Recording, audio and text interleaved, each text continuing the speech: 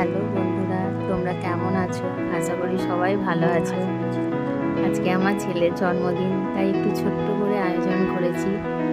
বেশি কিছু পারিনি, এটা আমার ইনকামের প্রথম টাকা দিয়ে আজকে আমি এইটুকুই আয়োজন করতে পেরেছি। আশা করি ভবিষ্যতে তোমাদের ভালোবাসা পেলে এর থেকেও ভালো কিছু করতে পারবো, নিজের স্বপ্নগুলো পূরণ করতে পারবো। তোমরা সকলে আমার পাশে থেকে এইভাবেই ভালোবাসা দিয়ে। ব্যাস এটুকুই। অসংখ্য ধন্যবাদ তোমাদের। ব্যাস, টাটা, থ্যাংক ইউ।